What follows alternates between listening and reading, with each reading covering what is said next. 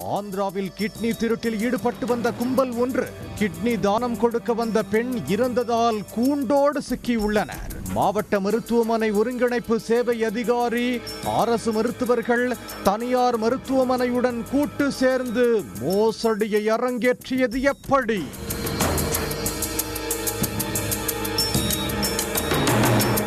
ஆந்திர மாநிலம் அன்னமய்யா மாவட்டம் மதனப்பள்ளியில் கிட்னி திருட்டு கும்பல் ஒன்றை போலீசார் கைது செய்தனர்.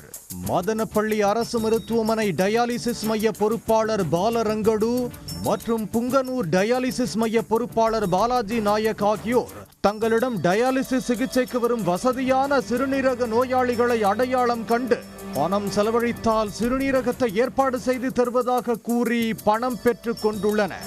அவ்வாறு விசாகப்பட்டினத்தின் மதுரவாடாவைச் சேர்ந்த சிறுநீரக தரகர்களான பெல்லி பத்மா, காகர்லா சத்யா மற்றும் வெங்கடேஷ் ஆகியோரிடம் சிறுநீரக தானம் செய்பவர்களை அழைத்து வந்தால் அவர்களுக்கு கமிஷன் வழங்குவதாக கூறியுள்ளனர்.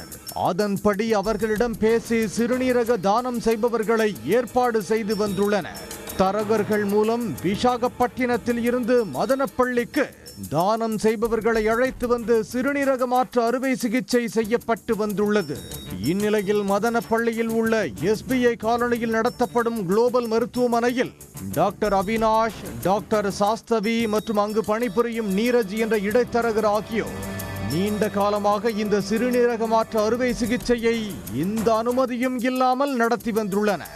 அவ்வாறு விசாகப்பட்டினத்தின் மதுரவாடாவைச் சேர்ந்த சூரி பாபுவின் மனைவி யமுனாவின் சிறுநீரகத்தை தானமளிக்க ஒப்பந்தம் செய்து கொண்டுள்ளனர். அங்கிருந்து ஞாயிற்றுக்கிழமை மதனப்பள்ளி குளோபல் மருத்துவமனைக்கு யமுனா அழைத்து வரப்பட்டு திங்கட்கிழமை சிறுநீரகத்தை அகற்றும் போது மருத்துவ சிக்கல்களால் யமுனா உயிரிழந்துள்ளார்.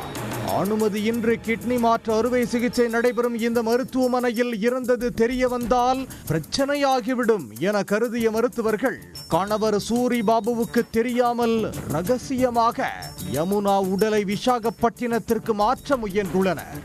மனைவி இறந்த தகவல் சூரி பாபுவுக்கு தெரிய வர அவர் இந்த விஷயத்தை போலீசாருக்கு தெரிவித்துள்ளார். திருப்பதி கிழக்கு காவல் நிலைய SI ஸ்ரீனிவாசலு திருப்பதி வழியாக செல்ல இருந்த உடலை பிடித்து விவரங்களை சேகரித்த பிறகு விசாரணையை தொடங்கினார். மதனப்பள்ளி அரசு மருத்துவமனை டயாலிசிஸ் மைய பொறுப்பாளர் பாலரங்கடு மற்றும் மதனப்பள்ளி குளோபல் மருத்துவமனை அமைந்துள்ள புங்கனூர் அரசு மருத்துவமனையின் டயாலிசிஸ் பொறுப்பாளர் பாலாஜி நாயக் ஆகியோரின் உதவியுடன் இவை அனைத்தும் நடப்பதை அறிந்தனர். இதையடுத்து குளோபல் மருத்துவமனை நிர்வாகிகள் டாக்டர் அவினாஷ், டாக்டர் சஷ்வதி மற்றும் நீரஜ் ஆகியோரை மதனப்பள்ளி போலீசார் கைது செய்து DSP அலுவலகத்திற்கு அழைத்துச் சென்று விசாரணை நடத்தினர். குளோபல் மருத்துவமனை நிர்வாகி டாக்டர் அவினாஷின் தந்தை டாக்டர் ஆஞ்சநேயலு சித்தூர் மாவட்ட மருத்துவமனை ஒருங்கிணைப்பு சேவை அதிகாரியாக உள்ளார்.